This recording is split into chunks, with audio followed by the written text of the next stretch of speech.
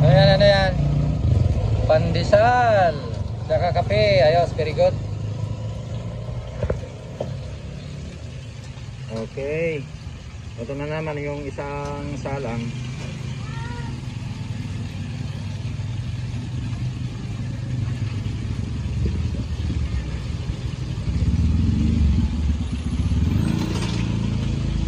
Ayan. Madaling maluto yung ating manok, mga kalakay. Kuminsan, yung legs ay nahuhuli, pero halos pantay-pantay na, oh. Luto na yung mga legs. Madaling maluto kasi yung manok natin ngayon. Yung harina natin ay iba yung texture. Yan, oh. Kasabay-sabay na.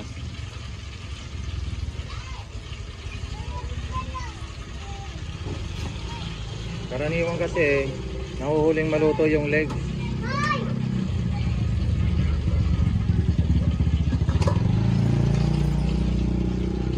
Pero depende rin sa harina kasi, may harina na ibang texture, madaling maluto.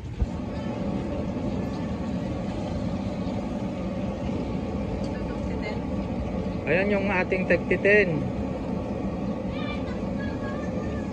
Mga ritaso, leeg, ulo. Yan, yung mga maliliit na cut.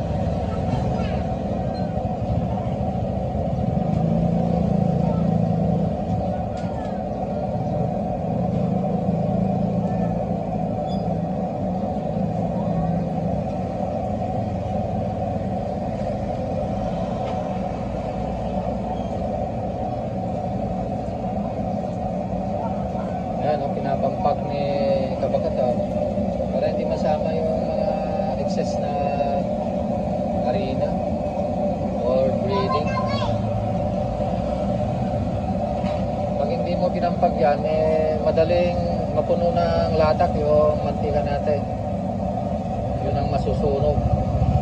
Kasi bumababa yung mga latak sa ilalim, yun ang unang masusunog, lalo na kung napabayaan mo yung apoy na malakas.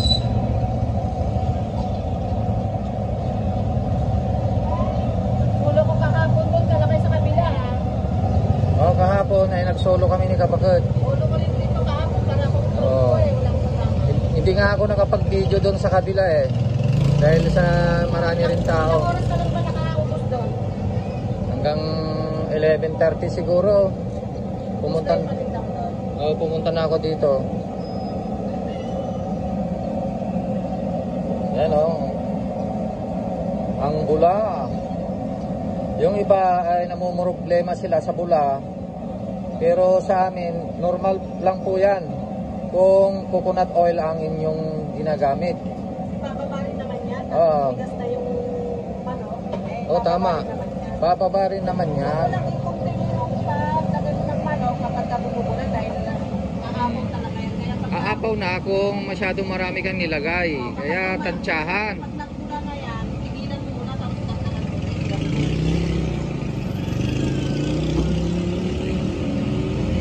Lalo na kung maliit yung kawa mo,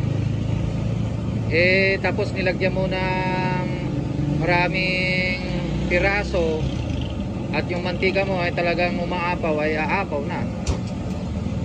Kaya maganda kung malaki ang kawa.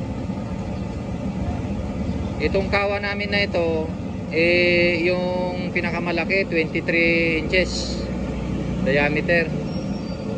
Kasya rito yung 40 pieces 30 to 40 kapag masyadong marami ang tao. Nagsasalang na kami ng 30 hanggang 40 piraso.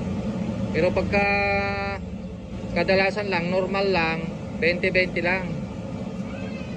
Yung pinakamalaki na gamit natin. Yan. Oh, yan yung pinakamalaki. Pinakamalaki pa din na kawa. Oh, ibang pa naman yun. So, ito yung pinakamalaki kawa na ginagamit natin. Oh, sa fried chicken. Pero ganda, Ayan yung pangalawang hango na yan pangalawang salang yan ito.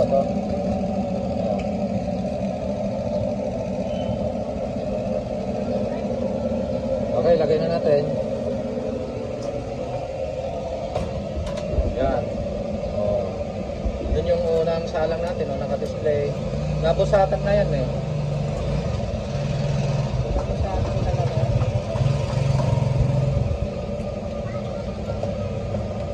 Maganda yung size ng manok na yun ah.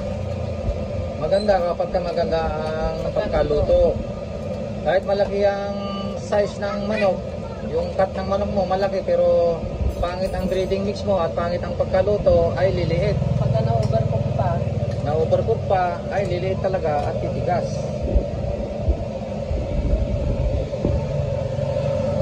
Wala pa tayong nalutong chicken skin kaya isusunod na namin yung chicken skin.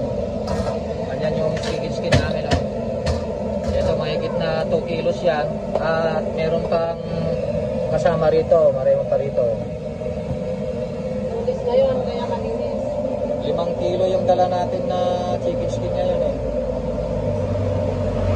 Ayun guys, habang tayo ay nagluluto, magkakape muna tayo. Oh, wala na.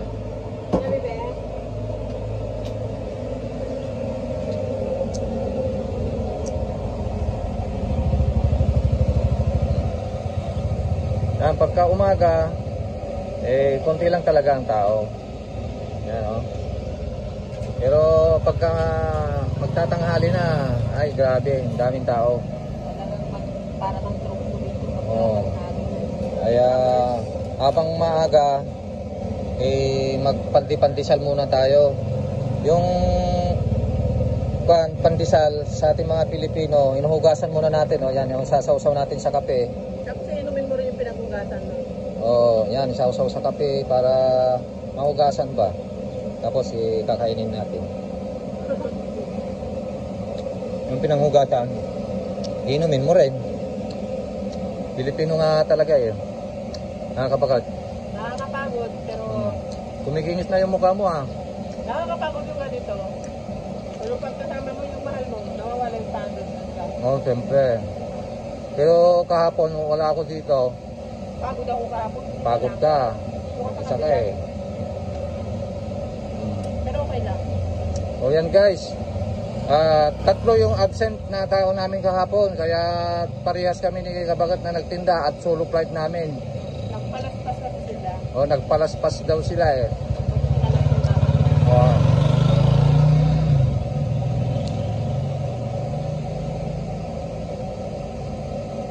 Di bale at after 3 days magbabakasyon tayo Kabagat. Mag-relax din tayo. Mga 3 to 4 days.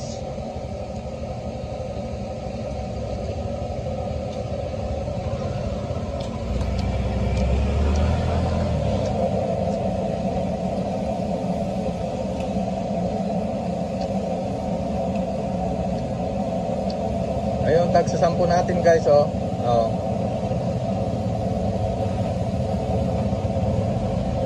Mga ilan yung dala natin na tag sa 10? 80 o 100? Ay, 100 daw yung dala namin ngayon na tag sa 10. Walang pasok, kaya yan una.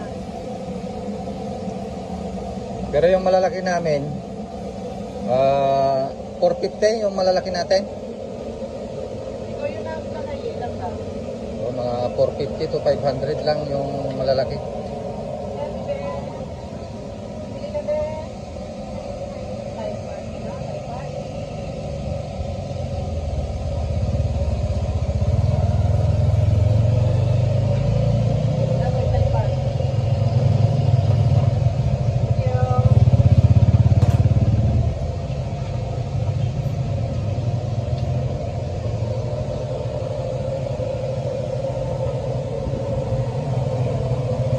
Yan, ganito lang yung buhay namin dito guys. So,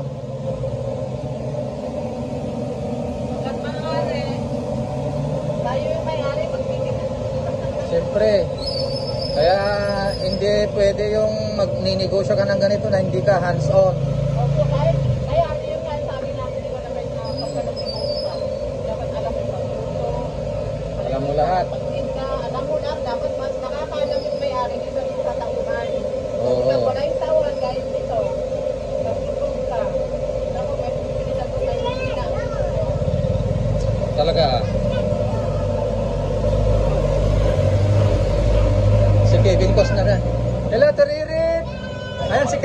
Costner yun. Hello! Kevin Costner, oh. Long time no see. Oo, one. Bakit may? Kape. Ay, bawal? Ah, mag-gym ka ba? Biking. Ah, Gagas na ako yan. yan, kasama natin si Torirex sa pag-gym. Maganda pa rin yung katawan mo eh. Okay pa rin? Okay. Bye-bye. See you around. Kevin Costner. Kevin Costner ng Quezon City. Kamukha niya si Kevin Costner eh. Kasama akong nag-gym yun eh. Mataba yung dati ano. Oo. Ang laki ng tiyan yun dati pero ngayon Hawaiano kaya yan? Hawaiano yun. Okay guys, hanggang dito na lang yung vlog natin. Kape muna tayo. Yan, yung ating iluluto. Ito yung tagpitin. Alright. Let's go.